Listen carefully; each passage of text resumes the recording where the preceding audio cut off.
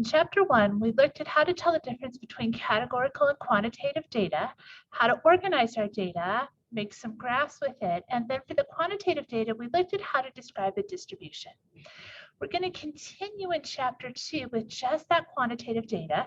We're going to look at how to calculate the mean and the median, the standard deviation, and several other things, as well as how to make a box plot. So we'll add a new graph. And we'll figure out how we can determine if a data value is actually an outlier or not. Okay, so before we get going into the material, we're going to take a second to just do a quick overview of how we set up a statistical problem, and then I'll also kind of give us an overview for what we're going to cover in the rest of the class. Okay, so the first one is state, and that means what is the practical question in context of a real world setting? So are we estimating a value? Perhaps something like the percentage of people that are going to travel this summer on vacation. Are we interested in testing a hypothesis like the average age of people in Gunnison is 55 years old? And what group exactly are we interested in? Is it just Western students? Is it people in Gunnison County? Is it the entire state of Colorado?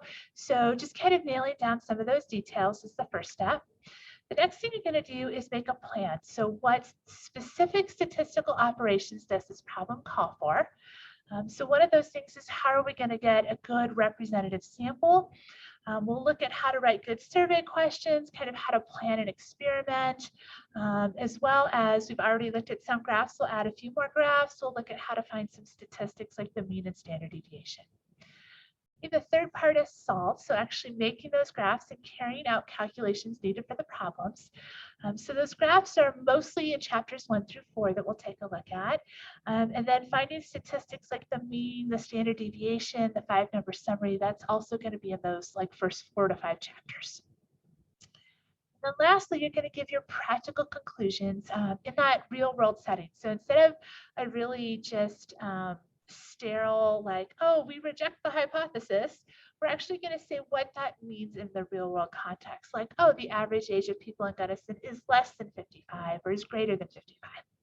Okay, so we'll look at things like the probability that an average occurs and how to interpret those confidence intervals and hypothesis tests.